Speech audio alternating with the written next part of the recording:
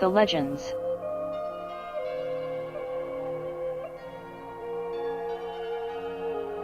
During the summer days my mother built her fire in the shadow of our teepee.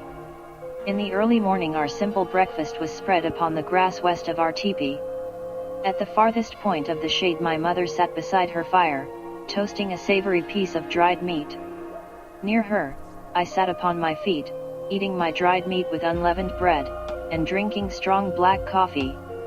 The morning meal was our quiet hour, when we two were entirely alone. At noon, several who chanced to be passing by stopped to rest, and to share our luncheon with us, for they were sure of our hospitality. My uncle, whose death my mother ever lamented, was one of our nation's bravest warriors. His name was on the lips of old men when talking of the proud feats of valor, and it was mentioned by younger men, too, in connection with deeds of gallantry. Old women praised him for his kindness toward them, young women held him up as an ideal to their sweethearts. Everyone loved him, and my mother worshipped his memory. Thus it happened that even strangers were sure of welcome in our lodge, if they but asked a favor in my uncle's name. Though I heard many strange experiences related by these wayfarers, I loved best the evening meal, for that was the time old legends were told. I was always glad when the sun hung low in the west, for then my mother sent me to invite the neighboring old men and women to eat supper with us. Running all the way to the teepees, I halted shyly at the entrances. Sometimes I stood long moments without saying a word.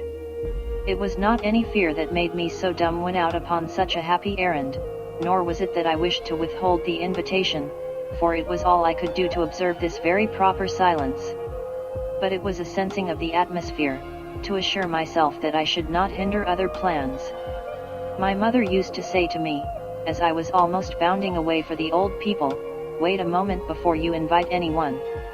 If other plans are being discussed, do not interfere, but go elsewhere." The old folks knew the meaning of my pauses, and often they coaxed my confidence by asking, "What do you seek, little granddaughter?" "My mother says you are to come to our teepee this evening," I instantly exploded, and breathed the freer afterwards. "Yes, yes, gladly, gladly I shall come," each replied.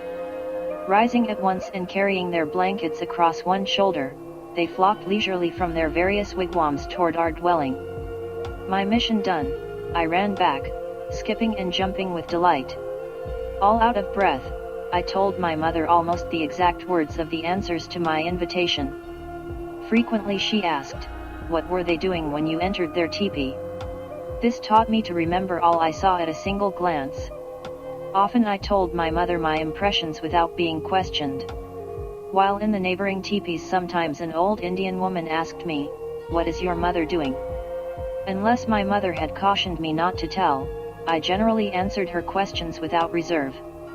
At the arrival of our guests I sat close to my mother, and did not leave her side without first asking her consent. I ate my supper in quiet, listening patiently to the talk of the old people, wishing all the time that they would begin the stories I loved best.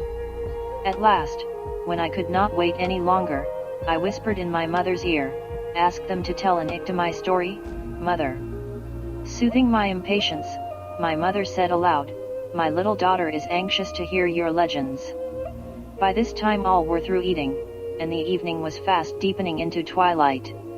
As each in turn began to tell a legend, I pillowed my head in my mother's lap, and lying flat upon my back, I watched the stars as they peeped down upon me, one by one.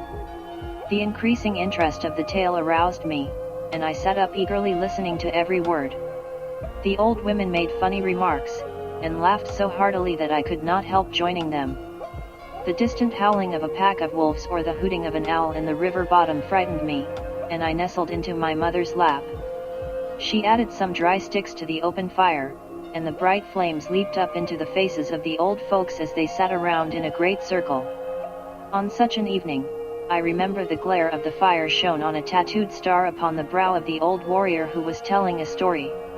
I watched him curiously as he made his unconscious gestures. The blue star upon his bronzed forehead was a puzzle to me. Looking about, I saw two parallel lines on the chin of one of the old women.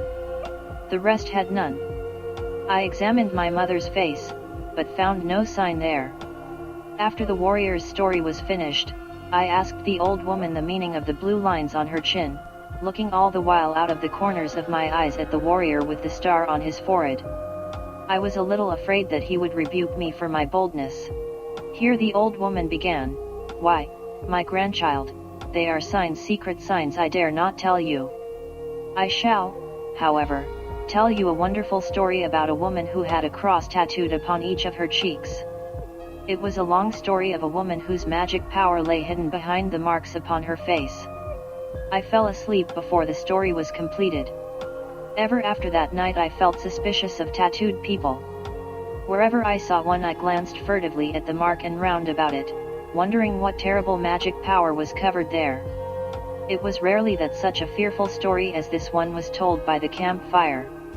Its impression was so acute that the picture still remains vividly clear and pronounced.